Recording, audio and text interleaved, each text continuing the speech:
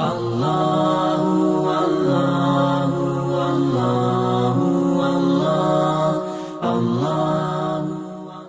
Assalamualaikum warahmatullahi wabarakatuh.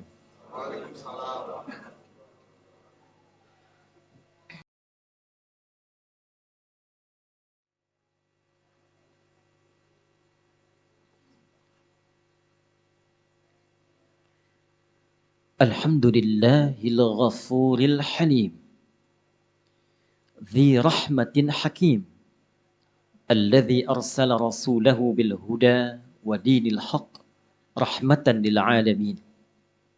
Fanusalli wa nusallimu ala hadzal nabiyil amin al habibil mustafa al karim al halim sayyidina Muhammadin wa ala alihi wa sahbihi wa dzurriyyatihi wa ummatihi ila yaumiddin. Amma ba'd. Faya ahbaballahi wa ahbab rasulih sallallahu alaihi wasallam. Usi nafsi wa iyyakum bitaqwallahi faqad fazal muttaqun. Fala tamutunna illa wa antum muslimun. Faqala ta'ala mudhakkiran bidzalik, ya ayyuhalladzina amanu ittaqullaha haqqa tuqatih wa la tamutunna illa wa antum muslimun. Hadirin jamaah Jumat rahimani wa rahimakumullah. Mengawali Jumat kita di pekan terakhir di bulan Sya'ban, tepatnya tanggal 26 Sya'ban tahun 1442 Hijrah ini, kita bermohon pada Allah Subhanahu wa taala semoga seluruh hamba-hamba Allah yang masih hidup sampai dengan detik ini mendapatkan bimbingan, hidayah, taufik Allah Subhanahu wa taala sehingga dapat menata aktivitasnya dengan baik, dan khususnya bagi kita insan beriman, semoga Jumat ini dijadikan oleh Allah sebagai Jumat terbaik di antara sekian Jumat yang pernah kita lalui. Hadirin, umumnya penamaan masjid di dunia Islam, khususnya di wilayah Timur Tengah, senantiasa menghadirkan nama tokoh dalam penamaan masjid dengan harapan bahwa keteladanan yang melekat pada nama tokoh dimaksud dapat diikuti oleh setiap insan beriman yang beribadah di masjid tersebut. Di Mesir misalnya, ada masjid populer bernama Jami' al-Imam Asy-Syafi'i. Diharapkan setiap yang beribadah di masjid itu dapat meneladani kemuliaan, kesungguhan Al-Imam Asy-Syafi'i dalam beribadah kepada Allah Subhanahu wa taala. Baik dalam salatnya, interaksi dengan Al-Qur'annya yang setiap hari bisa khatam sekali Al-Qur'an, bahkan di Ramadan itu sehari khatam 2 kali Al-Qur'an, sekali siang, sekali malam. Di Syria ada Masjid Jami' Muawiyah radhiyallahu taala anhu. Diharapkan setiap orang yang beribadah di masjid itu dapat meniru keteladanan sahabat Muawiyah Ibnu Abi Sufyan radhiyallahu taala anhu yang bukan sekedar mahir dalam berinteraksi dengan Al-Qur'an, bahkan sebagai petugas pencatat wahyu di era Nabi Muhammad sallallahu alaihi wasallam, tapi beliau juga seorang diplomat yang ulung, bahkan seorang birokrat yang hebat. Bahkan pendekatannya kepada Allah tidak terhenti dengan status kemuliaan dunianya. Menariknya hadirin, di Indonesia, para ulama kita memiliki satu pendalaman yang sangat luar biasa. Nalar yang sangat tajam. Melihat hikmah penamaan masjid pertama yang Allah lekatkan Ka'bah di dalamnya dengan nama Al-Masjid Al-Haram, yang diberikan dengan nama sifat. Maka para ulama kita, orang tua kita, tokoh-tokoh besar kita lebih memilih memberikan nama sifat yang melekat pada masjid dibandingkan dengan menggunakan nama tokoh. Karena sifat kapanpun dapat diteladani, tidak terbatas dengan waktu dan dimensi dalam setiap pergantian zaman, dan tidak mengalami kematian dibandingkan dengan tokoh yang bisa wafat ketika ajal datang menjelang. Maka demikian kita dapati nama-nama masjid khususnya di Indonesia ini banyak dengan menggunakan nama sifat. Kita dapati At-Taqwa, kita dapati Al-Ikhlas, kita dapati Al-Huda, yang diharapkan setiap orang yang beribadah di masjid itu mampu menyerap sifat dimaksud dan mengimplementasikan nilai keteladanan di balik sifat tadi saat keluar dari masjid tersebut.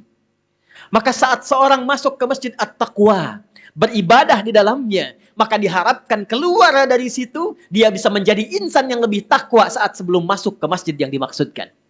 Di Masjid Al-Ikhlas, diharapkan ketika beribadah di masjid itu, dia menjadi pribadi yang lebih ikhlas, lebih tulus dalam beribadah kepada Allah dan berinteraksi dengan sesama manusia. Demikian di Masjid Al-Huda dan seterusnya.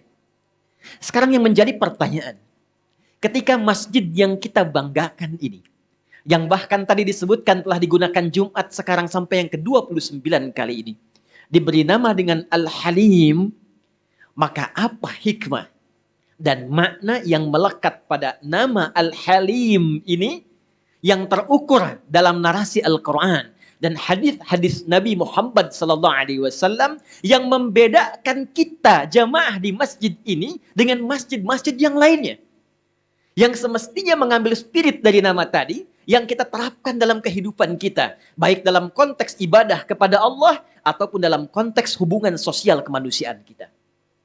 Hadirin, Al-Halim katanya terambil dari kata halim dan menggunakan awalan al yang menunjuk makna kekhususan. Di dalam Al-Quran, kata halim setidaknya disebutkan sebanyak 16 kali. 13 kali menunjuk pada sifat Allah Subhanahu wa Ta'ala, dan 3 dicontohkan oleh Allah untuk meneladani sifat ini melalui keteladanan para nabi. Dan nanti menariknya, dari sifat yang ditampilkan ini, maka Allah memberikan satu keterangan, bahkan perintah kepada kita hambanya untuk meneladani sifat yang dimaksudkan. Dari 16 ini, maka maknanya mengerucut pada 3 makna utama. Dan ini selaras ketika kita mengacu dan melihat pada penamaan kata halim dalam kamus-kamus atau Mu'jam Al-Lughah Al-Arabiyyah. 1, tidak disebutkan kata halim kecuali merujuk pada makna yang pertama, bijak dalam bersikap. 2, menunjuk pada sifat cerdas yang disertai dengan nalar yang lurus dalam mengambil sebuah keputusan. Dan yang 3, menunjuk makna toleransi yang bersumber dari kedalaman hati yang paling tinggi. Mari kita lihat di antara uraian ini yang dicontohkan langsung dalam Al-Quran. Al-Quran surah kedua Al-Baqarah. Di ayat 235 misalnya. Allah langsung mendeklarasikan dan meminta kita tahu dan belajar dari sifat ini. Wa'lamu annallaha ghafurun halim. Wa'lamu annallaha ghafurun halim. Kata Allah, dan ketahuilah oleh kalian, hai semua manusia. Dan pahamilah oleh kalian, hai semua manusia. Dan pelajarilah, teladanilah. Annallaha, bahwa sungguh aku tegaskan, kata Allah, Allah itu ghafurun halim. Maha pengampun yang sangat bijak dalam memberikan ampunannya. Maha pengampun bukan sekedar pengampun, tapi sangat bijak dalam memberikan ampunannya. Mari kita detilkan satu ayat ini saja dengan diksi Qur'aniyahnya. Dan bagaimana nanti Al-Quran meminta kita untuk meneladani sifat ini dan dipraktikkan dalam kehidupan. Hadirin, bijaknya Allah dalam mengampuni seorang hamba saat mereka atau bahkan saya, Anda, kita berbuat yang salah, yang menyimpang dari kehendak Allah, maka Allah memberikan kesempatan yang sangat luas dan panjang yang dengan bijaknya mendahulukan ampunannya dibandingkan dengan hukuman dia. Kami beri contoh misal, seorang yang berbuat salah, walaupun belum tentu ada dosa di dalamnya, dalam bahasa Al-Quran disebut dengan khata namanya. Perbuatannya disebut dengan akhta. Saya salah, akhta'tu. Kita salah, akhta'na. Rabbana la tu'akhidna in nasina au akhta'na. Anda terlambat datang Jumat, itu salah. Tapi belum tentu dosa. Kalau ada, memang uzur yang membolehkannya. Seorang terlambat sholat subuh, salah. Tapi belum tentu berdosa kalau dia tertidur, kemudian terlambat bangun. Kesalahan ini yang belum tentu mengandung dosa disebut dengan khata. Allah tidak menginginkan seorang hamba larut dalam kesalahan. Dengan bijaknya langsung menurunkan satu sifat untuk memaafkannya. Allah turunkan satu sifat namanya al-afu. Maka kita katakan di penghujung ayatnya, Al-Baqarah ayat 286. Wa'fu anna. Ya Allah, engkau yang maha bijak dengan sifatmu al-halim. Dan kau mengatakan dengan sifat bijakmu akan mengampuni dan memaafkan hambamu yang mungkin berbuat salah. Kami mohon dengan afmu ya Allah, maafkan kesalahan kami. Kadarnya naik. Dia salah dan ada unsur dosanya. Sengaja mengerjakan aktivitas supaya terlambat sholat subuh. Supaya terlambat Jumat, diniatkan. Maka kesalahan ini mengandung unsur dosa. Kesalahan yang mengandung unsur dosa, yang kadarnya belum tinggi disebut dengan dzambun namanya. Sangat bijaknya Allah tidak menginginkan hamba larut dalam dosa. Kamu itu lahirnya bersih, jangan sampai pulang kotor. Maka dikirimkan langsung sifat yang kedua. Disebut dengan ghafir. Untuk mengampuni dosa seorang hamba supaya tidak larut dalam kesalahan dan dosanya. Maka disampaikan dalam Al-Quran langsung. Dengan namanya, penggabungan dengan nama dosanya. Quran surah ke-40, Al-Mu'min. Atau namanya ghafir. Di ayat yang ketiga. Ghafiridz dzambi wa qabilit taubi. Dzambun dipasangkan dengan ghafir. Kata Allah, tidak akan aku biarkan seorang hamba dia pulang kepada aku membawa dosa walaupun sedikit. Aku turunkan sifat ghafir dengan bijakku untuk mengampuni dosanya. Naik kadarnya. Sudah sengaja terlambat menunaikan sholat, dia ngajak orang lain terlambat. Maka berubah namanya dari dzambun menjadi dzunubun. Ini pun dengan halimnya Allah, Ghafurun Halim, tidak membiarkan hamba larut memperbanyak dosanya. Maka diturunkan sifat yang ketiga selanjutnya. Setelah al-afu, ghafir, ada ghafar namanya. Ghafar. Diberi contoh di Quran surat Nuh alaihi salam di ayat yang ke-10. Ketika umatnya Nabi Nuh alaihi salam salah, tidak mau berubah, terus menambah kesalahannya. Maka dengan sayangnya memohon kemudian Nabi Nuh kepada Allah. Ya Allah, beri peluang kepada mereka untuk kembali taubat. Ampuni ya Allah. Maka Allah tidak mengeluarkan sifatnya bernama ghafir. Tapi yang ketiga. Faqultu astaghfiru rabbakum innahu kana ghaffara. Innahu kana ghaffara. Bahkan ada orang yang sengaja terlambat menunaikan sholat. Ngajak orang lain terlambat. Mencela orang yang sholat. Misal. Maka bertambah namanya dari dzunubun menjadi dzunubun ma'adzulmi. Dzunubun ma'adzulmi. Seperti contoh Quran surah kedua Al-Baqarah di ayat ke-114 itu. Wa man azlamu mimman mana'a masajidallahi ayyudhkara fiha ismuhu wa sa'a fi kharabiha. Dzunubun ma'adzulmi. Ini pun dengan bijaknya Allah, sifat halimnya, tidak dibiarkan hamba larut dalam keburukan. Maka diturunkan sifat yang selanjutnya disebut dengan ghafur. Dan dirangkaikan yang paling tinggi ini dengan sifat halimnya. Untuk menegaskan betapa bijaknya Allah dalam memberikan kesempatan bagi seorang hamba untuk berubah menjadi baik. Maka Allah katakan, wa'lamu annallaha ghafurun halim. Wa'lamu, dan hendaklah Anda tahu, hendaklah Anda paham, hendaklah Anda teladani, Allah saja bijak. Allah saja tidak banyak menyoal orang, memberi kesempatan setiap orang untuk menjadi baik. Maka dari itulah kemudian Allah meminta kita untuk meneladani sifat ini, bahkan menjanjikan satu surga dengan lahan yang sangat luas bagi orang yang mampu meneladani sifat ini, dan disebut oleh Allah dimasukkan dalam golongan orang bertakwa. Maka turunlah Quran surah ketiga Ali Imran di ayat 133 sampai 134. Paling kanan sebelah atas di mushaf standar. Allah langsung menyampaikan, wasari'u ila maghfirah. Hei insan-insan beriman. Hei hamba-hambaku kata Allah. Jangan mengira engkau itu sempurna. Jangan mengira engkau itu tidak ada kekurangan. Kata Allah, cepat kau banyak introspeksi diri. Hisab dirimu. Perbaiki dirimu. Jangan banyak menilai orang lain. Kau tunjuk dia dengan satu telunjukmu, 4 itu kembali pada dirimu. Kata Allah, wa jannatin arduha samawati wal ardu uiddat lil muttaqin. Dan setidaknya kamu harus punya visi jangka panjang. Jangan sampai rumahmu luas di bumi, kerjamu enak, nyaman, pulang ke akhirat tak punya bekal. Maka kata Allah, siapkanlah bekal untuk kamu pulang. Dan aku siapkan tempat kembalimu surga seluas langit dan bumi.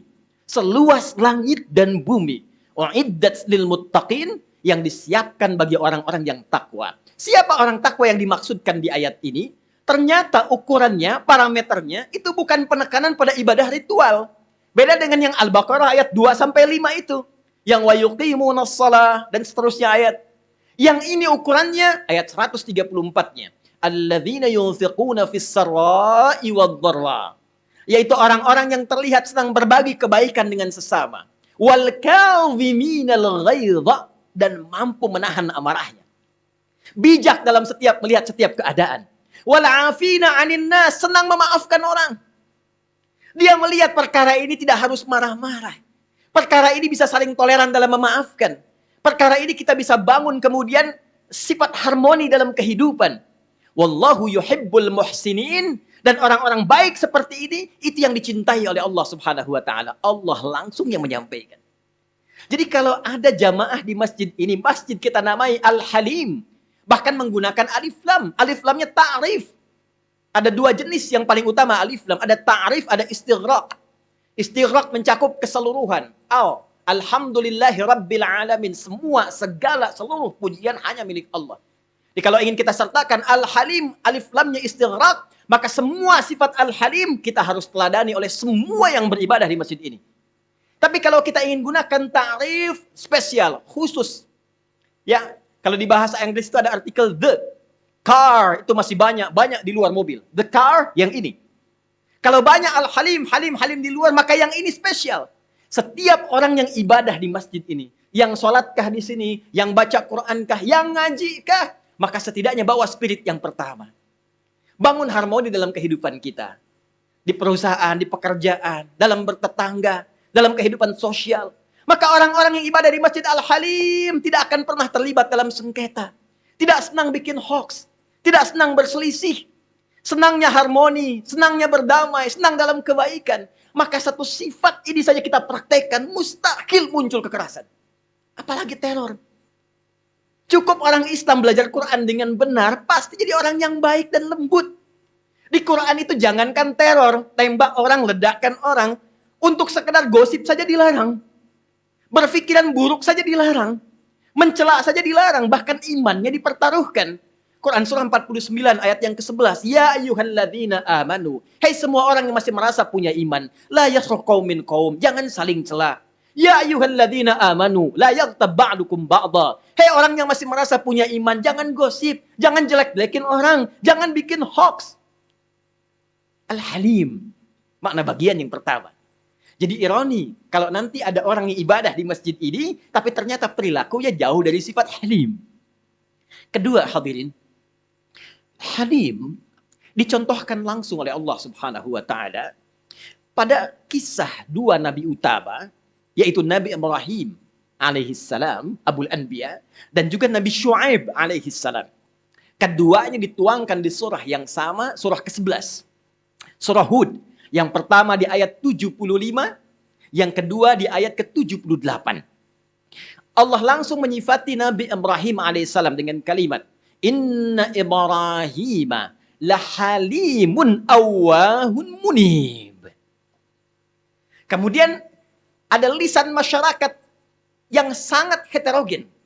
Di zaman Nabi Syu'aib alaihissalam menyampaikan penilaian sifat pada Nabi Syu'aib yang diabadikan dalam Al-Quran. Innaka la antal halim rasyid. Seperti kita ketahui Nabi Ibrahim itu hadir dalam lingkungan tarbiyah, pendidikan. Ada yang menyebutkan pamannya, ada yang menyebutkan ayah angkatnya, yang punya keyakinan berbeda. Nabi Syu'aib juga, bahkan sebelum dilantik oleh Allah menjadi seorang rasul, itu hadir di lingkungan yang beragam, yang keyakinannya berbeda. Tapi yang menarik, ada satu sifat yang dilekatkan bahkan oleh masyarakat, yang beda keyakinan kepada Nabi Syu'aib alaihissalam dengan kalimat, Innaka la antal halimur rasyid. Berikan pandangan kepada kami wahai Syu'aib alaihissalam atas dakwahmu ini. Sebab engkau itu dari dulu kami kenal. Ya la antal halim, kamu itu orang bijak. Kemudian ar-rasyid yang cerdas. Halim di sini para ulama sepakat di antaranya menafsirkan bukan sekedar mengandung makna bijak tapi juga toleran dalam kehidupan. Pun demikian Nabi Ibrahim alaihissalam ketika mendapati orang terdekatnya pun masih beda keyakinan, maka sikapnya, walaupun berbeda keyakinan, tidak melunturkan hubungan kemanusiaannya.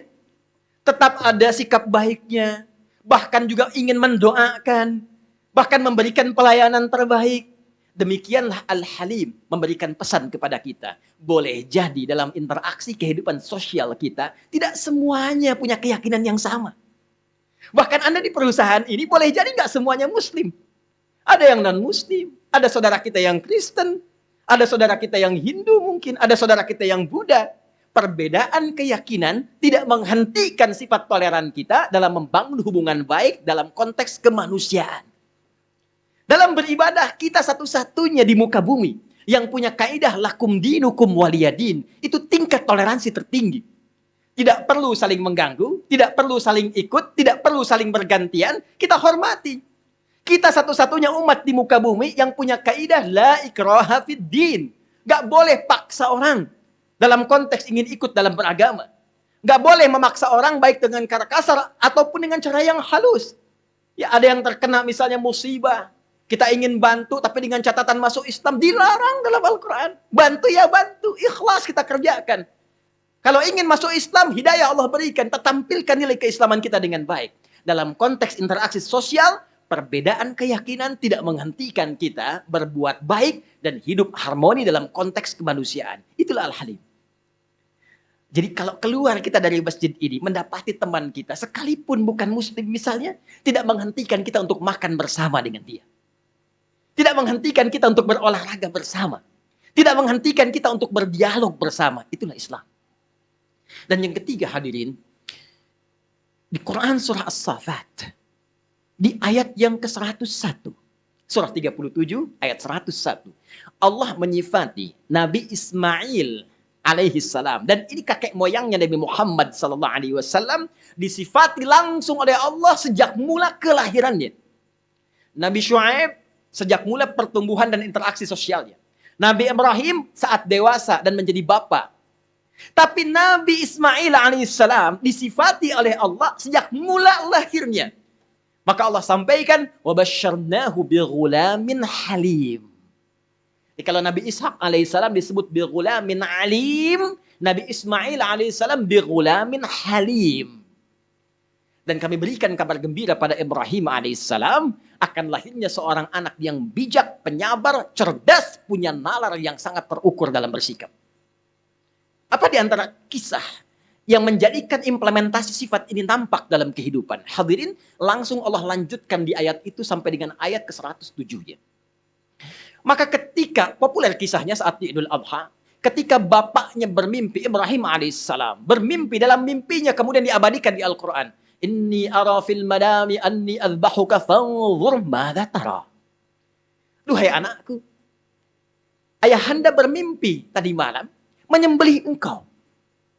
Bagaimana pendapatmu? Nabi Ibrahim alaihissalam bisa dengan mudah mengatakan, saya nabi, saya rasul, siap-siap. Kemana ayah? Disembelih. Karena mimpi nabi itu pasti nyata. Tapi untuk menunjukkan kepada kita bagaimana sifat halim yang melekat pada Nabi Ismail, maka dibukalah dialog di dalamnya. Maka bagaimana pendapatmu nak? Bagaimana dengan sifat halimmu membaca situasi ini? Maka kecerdasan Ismail alaihissalam dengan sifat halim yang langsung Allah lekatkan kepadanya, menatap, menalar dengan tajam dan menyimpulkan, ayahanda, if'al ma tu'mar satajiduni insyaallahu minas sabirin. Ayah itu kan nabi. Ayah itu rasul. Itu sudah jelas terukur. Dengan logika yang sangat jelas. Gak mungkin mimpi nabi itu salah. Gak mungkin mimpi rasul itu keliru. Itu pasti perintah Allah. Kerjakan sekarang juga. Jangan ragu. Jangan tunda. Insya Allah engkau dapati aku dengan keyakinan yang mantap. Termasuk kalangan orang yang sabar. Maka demikian sifat ini diwariskan kepada kita. Baca setiap situasi. Jangan terburu-buru dalam mengerjakan segala hal. Ukur setiap proyek yang kita kerjakan. Ukur setiap tindakan kita dengan nalar yang benar, dengan logika yang benar, dengan ilmu yang benar, dan dengan perasaan yang kuat. Harus dipadukan antara akal dengan hati kita. Karena tidak setiap persoalan itu semua bisa diukur dengan akal. Anda itu punya pandangan terbatas, semakin jauh semakin tak terlihat. Anda punya pendengaran terbatas, semakin tinggi frekuensinya, hertznya, semakin tak terdengar. Imma hilang tak terdengar, atau kekerasan tak mampu kita dengar. Pendengaran Anda terbatas. Penglihatan Anda terbatas. Kenapa akal Anda selalu tidak ingin terbatas? Jadi tatkala tak mampu ditatap dengan akal, segera tangkap dengan iman kita, dengan hati kita. Maka Allah akan kirimkan hikmah yang membimbing akal kita untuk memahami di balik kejadian yang kita alami. Itulah Halim.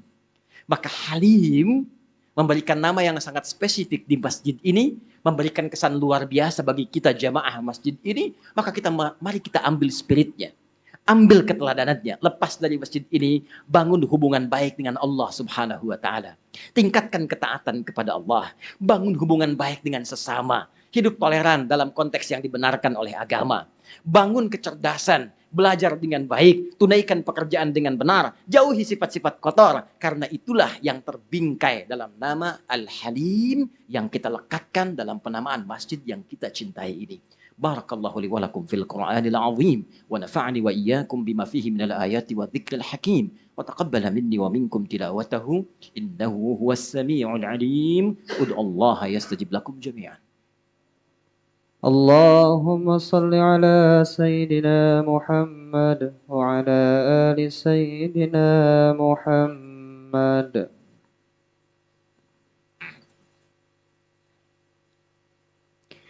Alhamdulillahi wa kafa. Wassalatu wassalamu ala rasulillahil mustafa wa ala alihi wa sahbihi wa man wafa.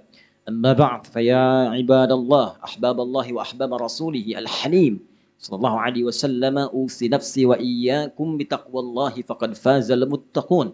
Fala tamutunna illa wa antum muslimun. Faqala ta'ala, ya ayyuhalladzina amanu taqullaha haqqa tuqatih wa la tamutunna illa wa antum muslimun. Hadirin sekalian, sebelum kita menutup khutbah ini dengan berdoa, bermohon kepada Allah Subhanahu wa taala, penting bagi khatib untuk menegaskan dengan singkat bahwa tidak ada dalam Islam itu segala tindakan, ucapan atau bahkan penamaan yang hampa makna. Semua punya nilai. Semua punya nilai. Nama-nama salat kenapa disebut dengan subuh, zuhur, asar, maghrib, isya, bukan sekedar penamaan, semua ada maknanya. Apalagi terkait dengan penamaan masjid, semua ada hikmahnya. Karena itu khatib berkenan mohon izin mengingatkan dan menegaskan, jangan lupakan nama yang melekat pada masjid ini. Jangan sekedar kita hadir tapi hampa makna. Pulang dari sini, amalkan apa yang telah kita dapati tadi, jauhi sifat-sifat buruk, maka perbaiki hubungan kita dengan Allah, perbaiki hubungan kita dengan manusia. Jangan sampai terlihat sholatnya khusyuk, ternyata di rumah masih ada masalah dengan orang tua, dengan kerabat, di sini dengan teman-teman, dengan tetangga, dan boleh jadi itu memperlambat hisab kita di hadapan Allah Subhanahu wa taala. Semoga implementasi sifat Al-Halim sejak mulai akhir bulan Sya'ban ini membersihkan hati kita takhalli, menghiasi jiwa kita tahalli, dan menampakkan kemuliaan ibadah Ramadan tajalli yang dengan itu diterima oleh Allah Subhanahu wa taala yang Maha Halim, yang Maha Hakim, yang Maha Alim. Mari kita berdoa kepada Allah Subhanahu wa taala, semoga doa kita diijabah oleh Allah, diberikan keberkahan dan diberikan kesempatan untuk menunaikan ibadah Ramadan di tahun ini dengan perasaan dan keadaan yang terbaik. اللهم نصلي ونسلم على حبيبك الكريم رسولك المصطفى الأمين سيدنا محمد وعلى آله وصحبه أجمعين. نحمدك حمدا شاكرين كما علمتنا أن نحمدك، ونشكرك حمدا شاكرين كما علمتنا أن نشكرك. اللهم أنت المقدم وأنت المؤخر، بيدك الخير إنك على كل شيء قدير. نسألك يا أرحم الراحمين بأسمائك الحسنى وصفاتك العلى، اللهم يا الغفور الحليم، اللهم يا الغفور الحليم، اللهم يا الله يا أرحم الراحمين، لا تدع لنا في مقامنا هذا وفي كل مقام ذنبا إلا غفرته. Ya Allah, kami bermohon dengan sifat-Mu yang mulia. Engkau yang maha pengampun, Engkau yang maha bijak dalam memberikan ampunan-Mu. Mohon ya Allah, jangan biarkan ada satupun hamba-Mu di masjid ini atau sekitarannya yang masih berlumur dosa, kecuali di hari ini, hari baik ini Engkau ampuni segala dosa-dosanya. Wala hamman illa farajtah. Jika ada saat ini di antara hamba-Mu yang tengah gelisah ya Allah, maka mohon tenangkan keadaan jiwanya. Wala asiran illa yassartah. Jika ada yang tengah diuji dengan kesulitan dalam apapun di kehidupan, di pekerjaannya, rumah tangganya, atau kehidupan sosialnya, maka mohon dengan keberkahan Jumat ini ya Allah, mudahkan dan hilangkan segala kesulitannya.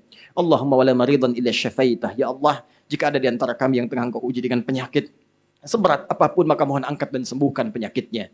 Idhab annal ba'sa ya arhamar rahimin wal waba wa khasatan jaihati corona. Ya Allah, hilangkan dari kami segala virus, segala bakteri, segala pandemi, khususnya pandemi COVID-19 corona yang sekarang kami hadapi ya arhamar rahimin. Allahumma ya arhamar rahimin, halimna ya rabbal alamin, halimna ya arhamar rahimin. Ya Allah, berikan kami kemampuan untuk meneladani sifat halim yang kami sematkan dalam nama masjid di tempat ini ya arhamar rahimin. Waj'alhu burhanan wa bayyinatan yaumal qiyamati yauman ya Allah nataqabbalu ilaika ya rabbal alamin. Dan jadikan nanti ini sebagai mizan memperberat timbangan kami saat kami kembali dihisab di hadapan-Mu ya rabbal alamin. Allahumma tubna ilaika ya Allah taubatan nasuha. Ya tarafna bil ma'asi ya Allah allati la tuhsa. Kami mengakui kami hamba yang zalim, banyak berbuat maksiat. Engkau mengetahui keadaan hati kami ya Allah. Maka mohon saksikan ya arhamar rahimin di Jumat ini kami bertobat kepadamu ya arhamar rahimin. Allahumma ya Allah tubna ilaika taubatan nasuha. Kami bertobat kepadamu ya arhamar rahimin. Ampuni dosa kami ya Allah yang sering lalai dalam mengamalkan segala perintah-Mu. Ampuni dosa kami ya Allah yang mungkin kami berbuat buruk kepada kedua orang tua kami, kawan-kawan di kantor kami ya Allah, teman-teman di tetangga kami ya arhamar rahimin, istri anak-anak kami ya arhamar rahimin. Allahumma khaffif hisabana yaumal qiyamati ya Allah ya arhamar rahimin. Mohon ya Allah dengan tobat kami ringankan hisab kami di hari kiamat kelak ya arhamar rahimin. Allahumma rabbana atina fid dunya hasanah wa fil akhirati hasanah wa qina adzabannar. Barik ya arhamar rahim baldatan hadi Indonesia. Hafid umara'ana ya Allah waj'alhum udala. Wahfad ulama'ana waj'alhum ya Allah minal mukhlasin lahuddin. Ya Allah, mohon berkahi negeri kami tercinta Indonesia ya arhamar rahimin. Jaga para pemimpin kami agar bersikap dan berbuat adil dalam kebijakan ya arhamar rahimin. Jaga para ulama kami agar ikhlas dalam berdakwah ya arhamar rahimin. Wahid sufufana wajadibna anit tafruqah. Ya Allah, lindungi kami ya Allah. Satukan kami ya Allah. Jauhkan kami dari perpecahan ya arhamar rahimin. Allahumma wahidna ya Allah, satukan kami dalam kebaikan, jauhkan dari perpecahan ya arhamar rahimin. Allahumma ya Allah, biyadikal khair, innaka ala kulli syai'in qadir. Ballighna Ramadan, ishtaqna ya Allah ila rahmatak, ishtaqna ya Allah ila ghafranik. Ballighna Ramadan ya arhamar rahimin. Ya Allah, anugerahkan keberkahan pada kami di bulan Sya'ban ini ya Allah. Sampaikan kami ke bulan Ramadan. Kami rindu ya Allah dengan segala keberkahan di bulan Ramadan, dengan rahmat ampunan-Mu di bulan Ramadan. Taqabbal minna innaka antas sami'ul 'alim wa tub 'alaina innaka antat tawwabur rahim. Ya Allah, kami telah datang beribadah, mendengar khutbah, ingin menunaikan salat dan memohon jawaban doa dari-Mu ya Allah. Mohon kabulkan doa kami ya arhamar rahimin. Bila dengan semua itu kami lakukan belum mampu mengabulkan doa ini ya Allah, maka tunjukkan kepada kami dengan cara apa lagi kami mesti bermohon kepadamu. Allahumma zuqna ya Allah hayatan thayyibah wa husnal khatimah. Berikan kami sisa hidup yang baik ya Allah. Dan wafatkan kami dalam keadaan husnul khatimah. Biqaulina la ilaha illallah. Ringankan lisan kami untuk mengucapkan kalimat la ilaha illallah ya Allah di sakaratul maut kami. Wa ajib ya Allah qaulana ya Allah. Ajib qaulana biqaulika ya ayyatuhan nafsul mutmainnah. Irji'i ila rabbiki radiyatan mardiyah. Fadkhuli fi ibadi wadkhuli jannati. Dan mohon jawab ya Allah kalimat kami ya Allah dengan panggilan-Mu. Hei hamba-hambaku, hei jiwa-jiwa yang tenang, cepat pulang kepada aku. Aku ridha dengan amalmu, engkau pun akan ridha dengan pemberianku. Masuk dalam golongan hamba aku siapkan surga untukmu. Allahumma ya Allah, laqad istami'na wa ata'na. Allahumma ya Allah wa'taqadna biwa'dika innaka la tukhliful mi'ad. Wa sallallahu ala sayyidina Muhammad wa ala alihi wa sahbihi wa ummatihi ila yaumiddin. Wa akhiru da'wana alhamdulillahi rabbil alamin. Wa qumu ila salatikum yarhamukumullah.